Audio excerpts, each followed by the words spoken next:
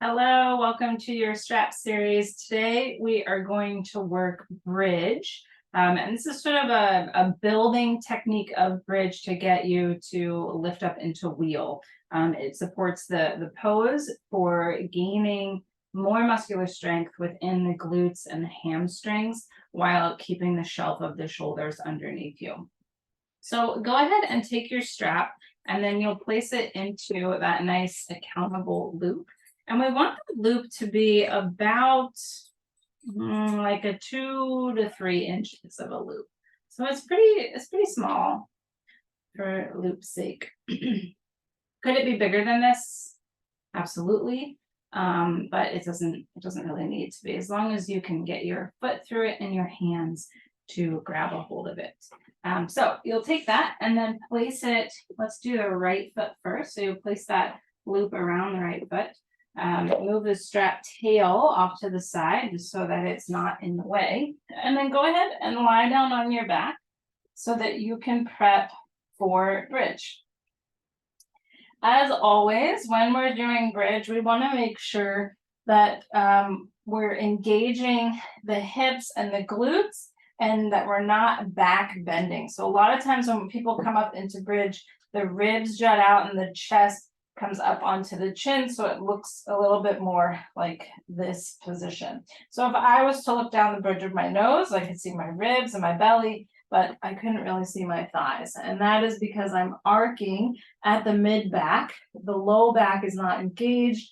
The hips are just kind of sagging. So it's very important that you set this posture up in a way that allows you to engage the hips and sort of drive them up so that the ribs are in, and we've really got a nice support from the mid back all the way up through the shoulders. And in doing this, you'll start to feel it. Your glutes, your hips, they are engaged as we're driving the hips up. Walk your feet together and then work the hands to grab a hold of that strap. Now, because it's around the right foot, we're gonna have to move that right foot a little bit closer to the buttocks so that we can get the left hand underneath. Right now, my shoulders are out, so there's quite a bit of pressure on my upper spine, and we don't want that. You'll start to notice my butt is beginning to sag here. So try to get the shoulders underneath you, continuing to drive the hips up. We've got a good pull with the hands against that right foot as it roots down through the heel. Now we can lift the left leg up towards the sky. And of course, play with it. Maybe you just need to rest your foot on your thigh or keep the knee pulled in. Straightening the leg is going to make it a little stronger. As you take the left foot down, again, re-drive hips up, then walk the shoulders out, let go of that strap, and slowly come down one vertebrae at a time. To move to the other side, just switch your feet. Put that loop through the left side. Move the strap tail to the left. This is just so it doesn't get in the way. You're not stepping on it, making it a little more difficult for yourself. Let the left foot pull closer to the buttocks so that you can grab a hold of the strap with the left hand. And then move it towards the center of the body.